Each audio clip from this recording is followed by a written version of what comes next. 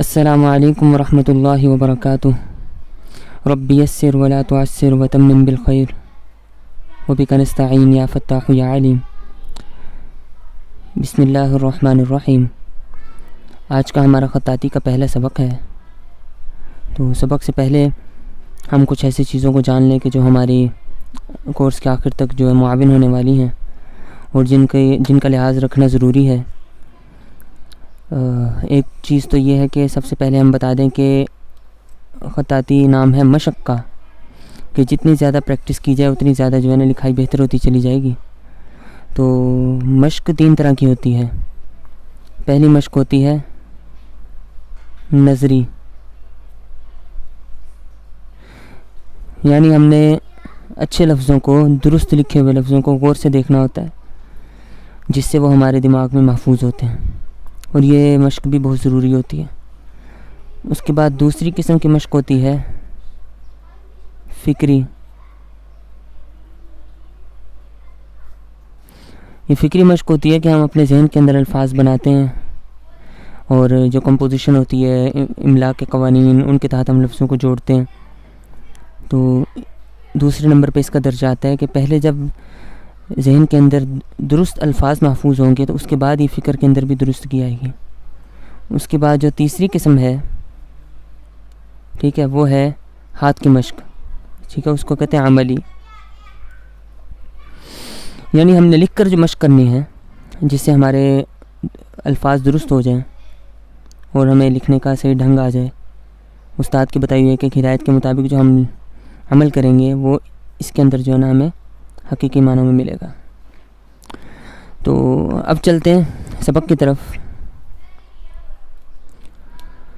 पहली चीज़ तो ये कि ये कापी अंग्रेज़ी की 4 लाइनों वाली है। तो देखिए ये सफ़ा बिल्कुल सीधा है, लेकिन हम जब मशक़ करते हैं तो हम इस कापी को बिल्कुल उलट कर देते हैं। हम यूँ मशक़ करेंगे। वजह उसकी ये है कि यहाँ से सबक शुरू होगा तो आखिरी जो लकीरें हैं वो लिखने में हमें सहूलत होगी, क्योंकि यहाँ पे जगह वाफर होती है नीचे। लेकिन अगर हम यहाँ से शुरू करेंगे तो यहाँ पे आखिरी दोनों लाइनें हमारे लिए दुश्वार होती हैं लिखनी।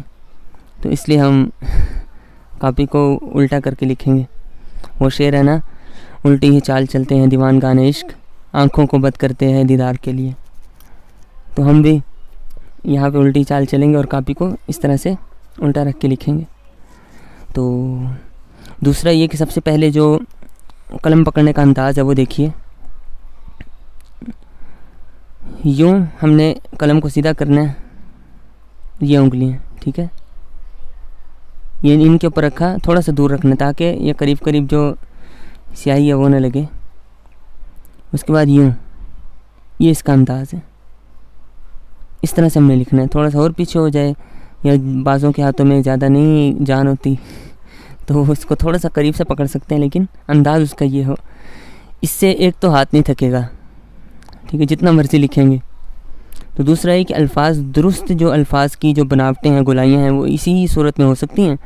अगर आप यूँ पकड़ेंगे तो वो अल्फाज टेढ़े मेढ़े तो बनेंगे, लेकिन जो हकीकी जो उसकी जो अल्फाज की बनावट है वो कभी नहीं बनेगी। तो इसलिए ये इसका अंदाज़ है। यूँ रखा कलम, यूँ पकड़ लिया बस, और लिखना बिल्कुल सीधा है। बिल्कुल सीधी कॉपी रख के अपने सामने, तो फिर हम इसकी मशक़ करेंगे। तो देखिए यूँ कलम रखा, अलिफ जो है, अलिफ वो ये ऊपर वाली लाइन से शुरू होगा और यूँ आएगा ये अलिफ। अब आपने इस अलिफ को यहाँ पे या उसकी ये जो लाइनें बताई हैं इन्हीं में लिखना है, इसके अलावा नहीं लिखना। ये 4 लाइनों वाली कापी का मकसद ये है कि आपके हरफ ठीक हो जाए लकीरों में लिखने की वजह से। लकीरें नहीं होती, आज़ाद लफ्ज़ बहुत देर से दुरुस्त होंगे। उसके बाद आता है बा। ये देखिए,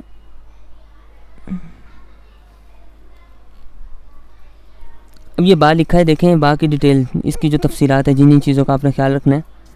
ये देखें, 2 गोया कि हम ऐसे लकीरें लगाएं एक ही एंगल पे, इनका टेढ़ापन दोनों का थोड़ा थोड़ा बराबर करके।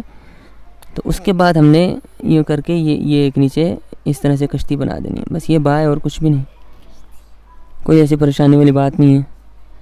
तो लोग जो गलतियां करते हैं इसके अंदर, नंबर 1 तो ये करते हैं कि ये ऐसे करके बा लिख देते हैं, ये गलत है, ठीक है। और एक ये गलतियां करते हैं, दोनों के एंगल टेढ़े हो जाते हैं, यूँ बा, ये भी गलत है। एक गलती ये करते हैं लोग कि ये यूँ करके कश्ती यूँ करके बना देते हैं, ये भी बिल्कुल गलत है। तो आपने ये जो शेप मैंने बताई है इसके मुताबिक लिखेंगे ना, तो अगले माह जो हमारा मार्कर शुरू होगा तो हमें बहुत सहूलियत हो जाएगी। तो आपने इसी अंदाज से मशक करनी है, बहुत आहिस्ता आहिस्ता, कोई भागम दौड़ी किसी चीज़ की ज़रूरत नहीं है। अल्फाज को अपने हाथ में बिठाने के लिए हमें ज़रूर आहिस्ता लिखना पड़ेगा। उसके बाद बा के बाद आता है जीम। देखिए जीम कैसे लिखेंगे, यहाँ से शुरू किया ऊपर को, थोड़ा नीचे को आए, फिर थोड़ा यूँ गुलाई हल्की सी, ज़्यादा नहीं, नीचे को आगे, बस ये जीम है।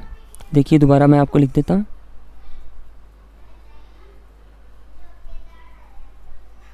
ये इसके अंदर जो बारीकियाँ हुई है कि हमने यूँ गोल नहीं लाना, ये भी गलत है। उसके बाद ये चौरस भी नहीं लानी है, जो कोने हैं ये भी नहीं बनने चाहिए। अक्सर लोग जो गलती करते हैं वो ये करते हैं कि यहाँ ले जाके यहाँ से वापस आते हैं, ये गलत है। इस तरह से कोना नहीं बनेगा, ये कोना बिल्कुल गलत है। हमने करना क्या है, इस तरह से आगे जाके हल्का सा कलम मोड़ते हुए पीछे लाना है, यूँ, ये जीम।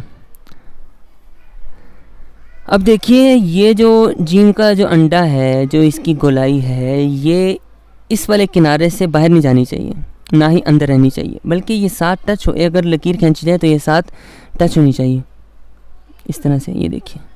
और ये जो इसका एक बेजवी दायरा बनना चाहिए यहाँ पे जीम का। तो इस चीज़ का ख्याल रखें कि जैसे मैं बता रहा हूँ उसको आपने सामने रख के लिखना है, आज़ाद मश्क नहीं करनी कि यूं ही बैठे और यूं जीम बनाई गई एक सफ़ा पूरा और दिखा दिया, नहीं, ऐसा नहीं। पता चलता है उस्ताद को कि जब लड़के ने एक एक लफ्ज़ जो है ना वो गौर से लिखा हो, अगरचे न लिखा जाए लेकिन पता चलता है कि देख के लिखा है।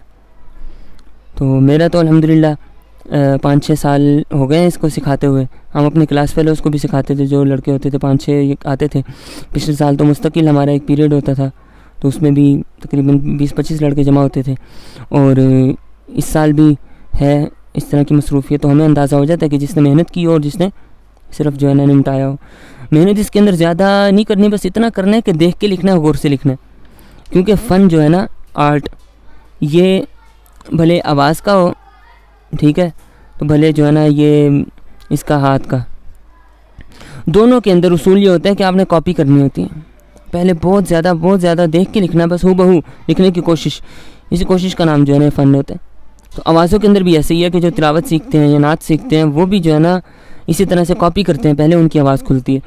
तो ये हाथ का जो फ़न है इसके अंदर भी हमने यही करना है कि गौर से अल्फाज को देख के फिर उसकी नकल लगानी है इंशाल्लाह, तो फिर हमारे अल्फाज खुद ब खुद दुरुस्त हो जाएंगे। ये देखिए आगे, इसके बाद आता है दाल और ये रा। ये कैसे लिखेंगे, ये देखिए, ये दाल और ये रा,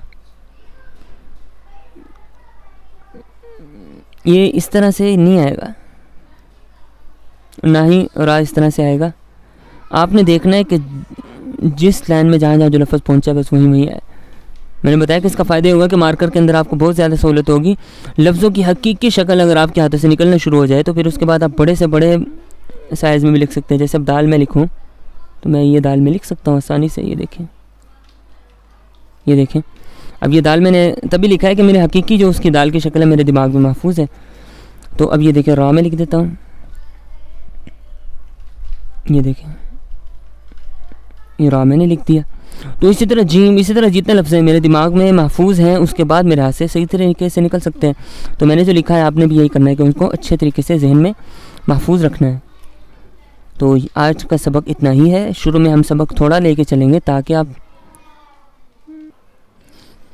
तो शुरू में हम सबक थोड़ा लेके चल रहे हैं तो ताकि ये हकीकी जो एक ख़त आती है उसके ऊपर आपका हाथ बैठना शुरू हो जाए।